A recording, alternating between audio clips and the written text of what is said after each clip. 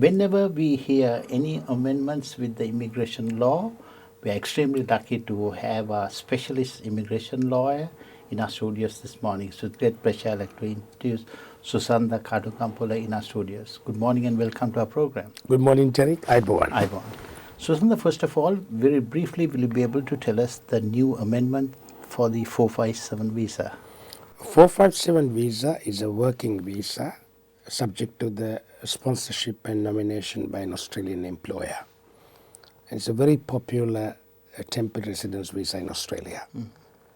Just last week, 457 visa issues been discussed in all Australian media, and 457 visa has been criticized by certain parties, and the government had announced a change to the 457 visa options for the fast food industry.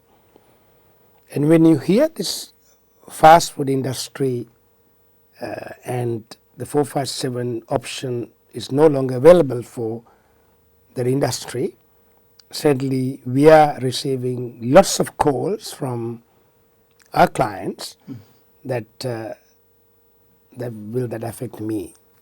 I'm a cook in a restaurant, I'm a chef in a restaurant, and that's why we are here to clarify that for you.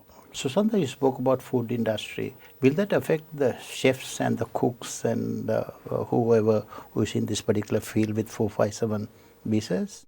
You know, fast food industry and the food industry is different. And fast food industry means mainly McDonald's, KFCs. Okay.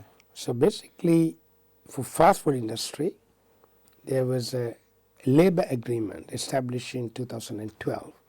Under the labor agreement, it's an industry agreement amongst all the McDonald's chains, and then to bring duty managers and some supervisors, shift supervisors on a labor agreement.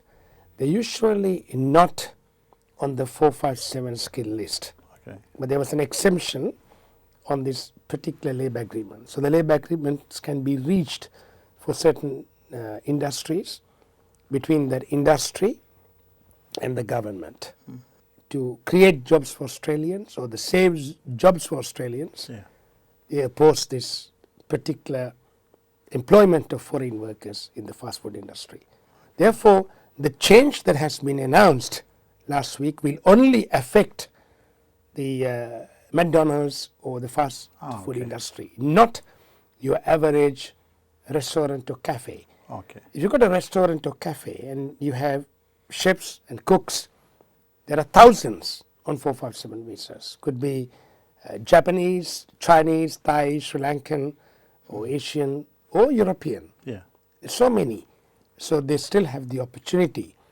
So the clarification we like to make to our community is that this news is of course bad news, but that will not affect your usual 457 visa unless you are subject to the labor agreement and you work for McDonald's.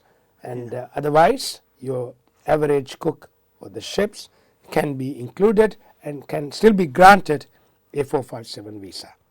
Susantha, you know, there's good news and bad news, but there's many Sri Lankans who are come here having that 457 visas. I'm glad you clarified the information to our people who are on that visa where they don't have to be frightened.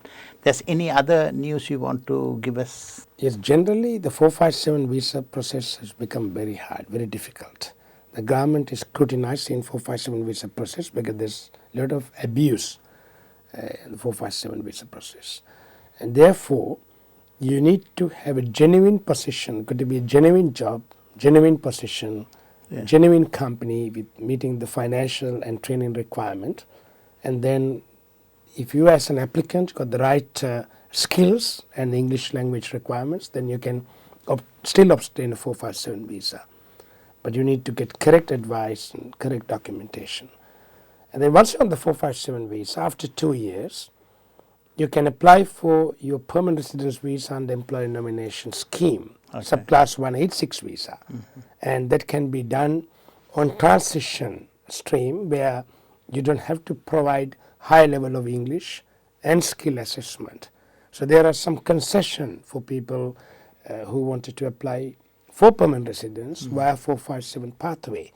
So these options are open, but the migration laws, the migration process is becoming difficult in the future.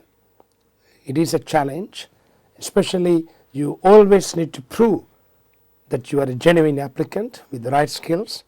There has been lots of abuse.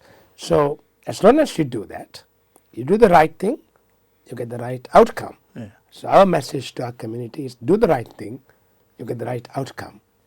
And we wish everyone all the best. Okay. Thank you, Susantha. It's always been very interesting talking to you and giving the advice to our viewers, and also your valuable time. Thank you so much. Thank you very much to the Sri Lanka Morning Show. Thank you, Derek. Thank you. Ayubowan. Ayubowan.